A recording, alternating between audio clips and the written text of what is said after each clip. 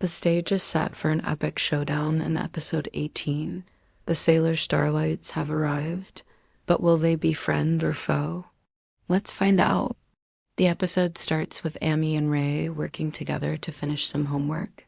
They're both having a hard time understanding astrophysics, which makes me feel a lot better about my own struggles with it.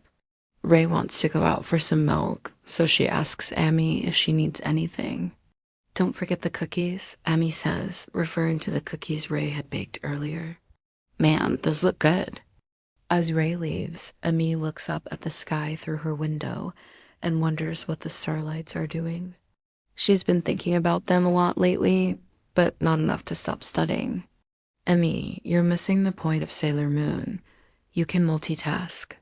Meanwhile, Minako is getting ready to go out for some shopping when she runs into Luna. Luna tells her that there's no need to worry because help is on the way. Minako doesn't understand what she means, though. To be fair, Luna doesn't make much sense most of the time anyway. In the Amazon, Makoto is training with a wooden sword. She keeps missing attack after attack against Artemis, who just dodges with ease. Just then, a letter arrives.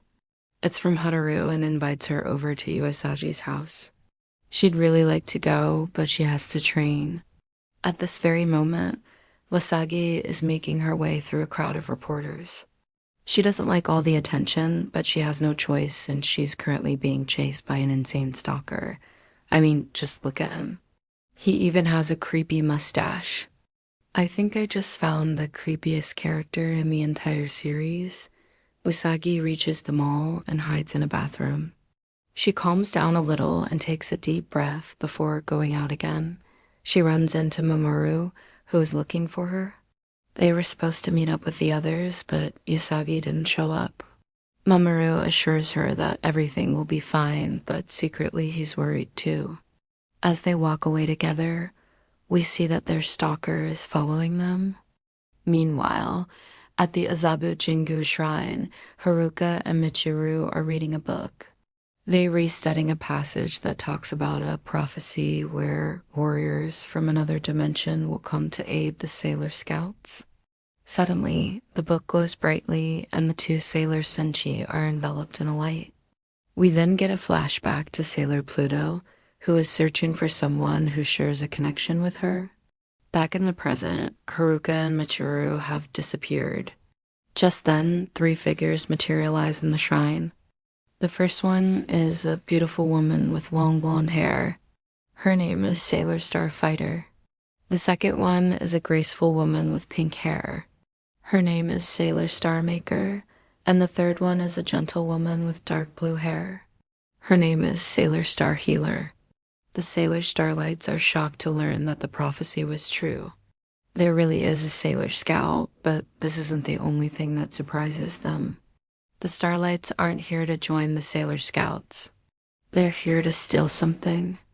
Yuuzaki, Momoa, me, Rei, Minako, and Makoto have finally reunited at the mall.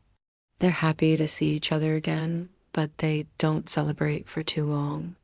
A monster suddenly appears and attacks them. It steals everyone's star seed, which is basically the essence of life itself. Our heroes fight back, but nothing seems to work. The monster is just too strong. The Sailor Starlights arrive just in the nick of time and save the day. They're strong, skilled, and most importantly, beautiful. Uezagi is stunned.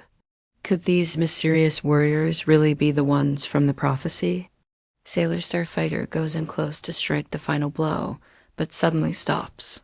She feels a connection between her and the monster.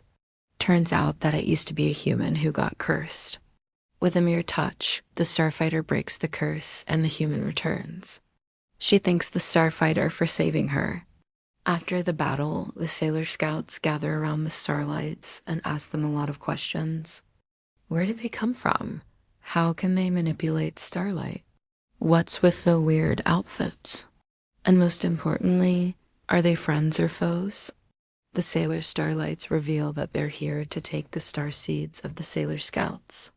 This revelation shocks everyone, especially Uesagi, who thought that they had come to help. Why would the Sailor Starlights betray them?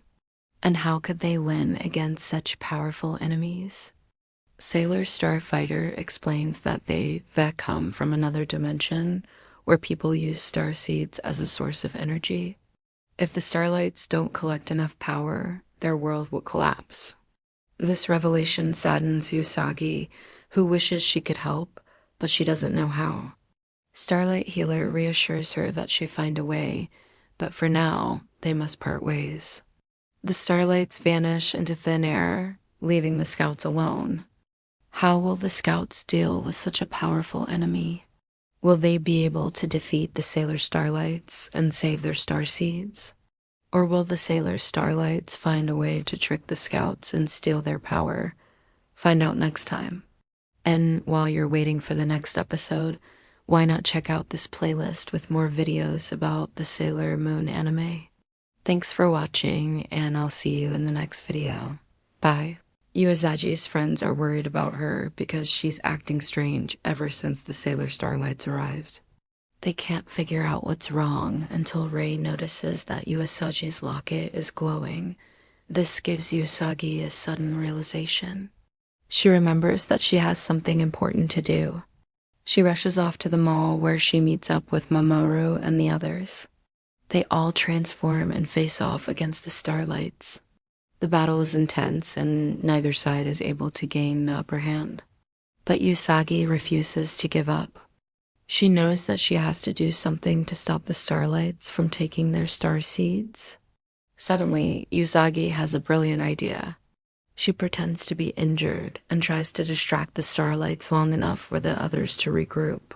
Her plan works, and the scouts are able to stall the Starlights long enough for Usagi to come up with a new strategy.